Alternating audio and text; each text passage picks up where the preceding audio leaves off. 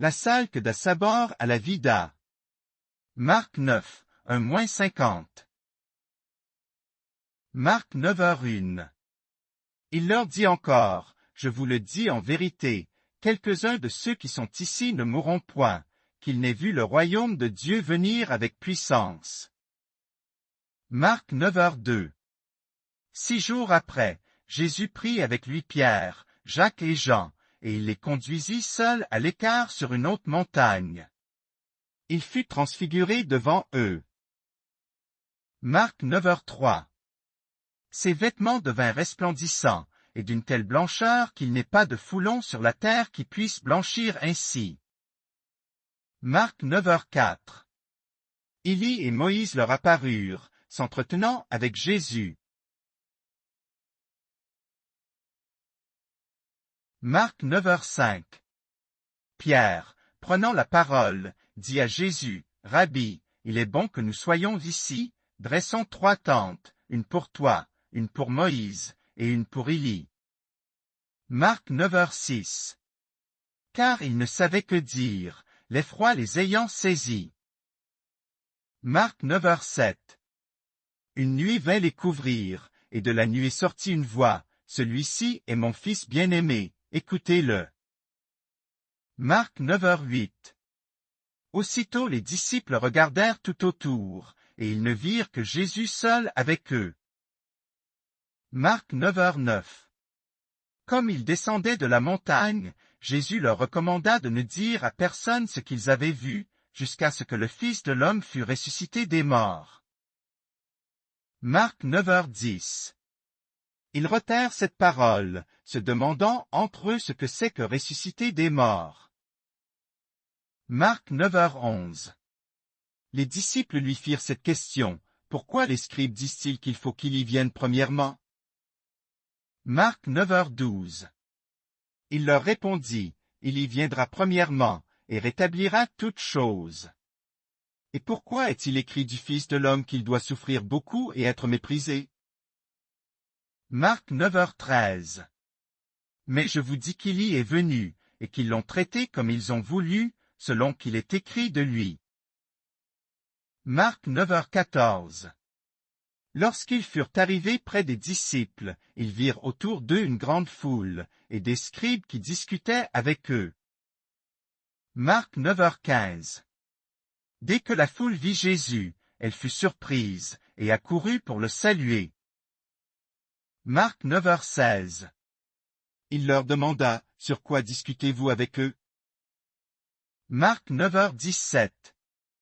Et un homme de la foule lui répondit, « Maître, j'ai amené auprès de toi mon fils, qui est possédé d'un esprit muet. » Marc 9h18.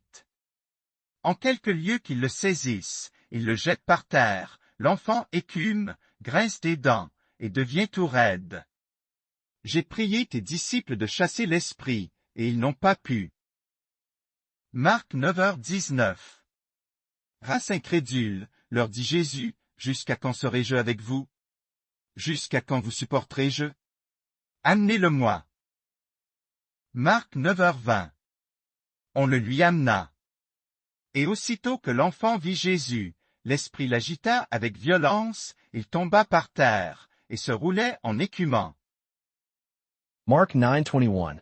Jésus demanda au Père, « Combien y a-t-il de temps que cela lui arrive? » Depuis son enfance, répondit-il.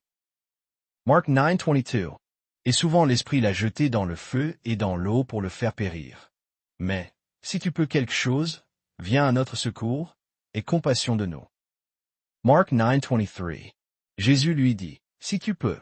Tout est possible à celui qui croit. » Marc 9:24. Aussitôt le père de l'enfant s'écria, « Je crois. Viens au secours de mon incrédulité. » Marc 9:25.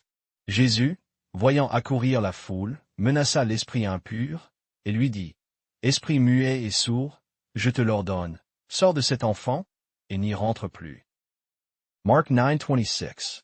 Et il sortit, en poussant des cris, et en l'agitant avec une grande violence. L'enfant devint comme mort, de sorte que plusieurs disaient qu'il était mort. Marc 9:27. Mais Jésus, l'ayant pris par la main, le fit lever. et il se tint debout. Mark 9:28.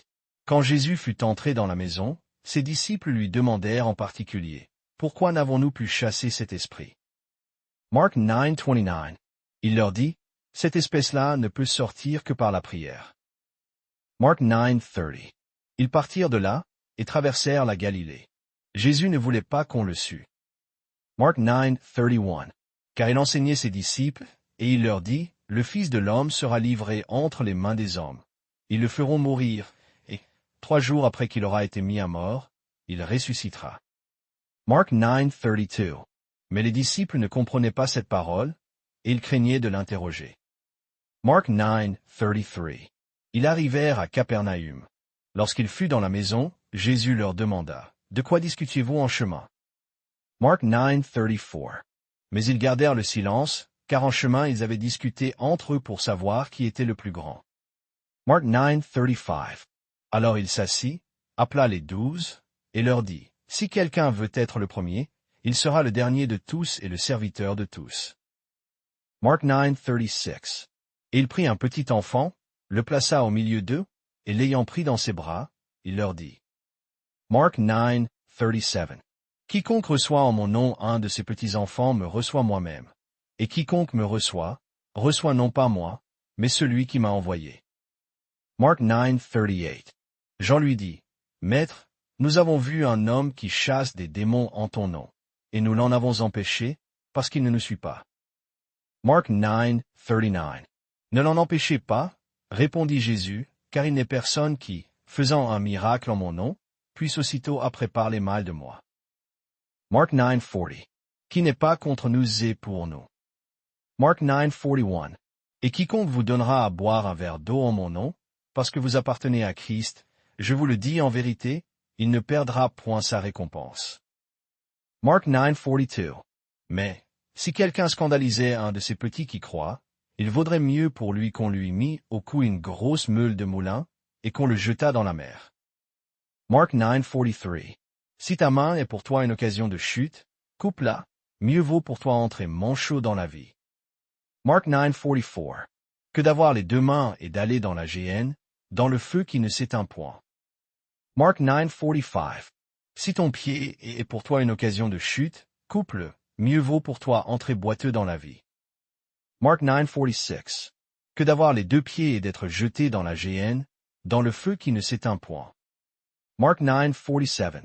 Et si ton œil est pour toi une occasion de chute, arrache-le. Mieux vaut pour toi entrer dans le royaume de Dieu n'ayant qu'un œil, que d'avoir 2 yeux et d'être jeté dans la géhenne. Mark 9:48. Où leur verre ne meurt point, et où le feu ne s'éteint point. Mark 9:49. Car tout homme sera salé de feu. Mark 9:50. Le sel est une bonne chose, mais si le sel devient sans saveur, avec quoi l'assaisonnerez-vous? Ayez du sel en vous-même, et soyez en paix les uns avec les autres. Merci.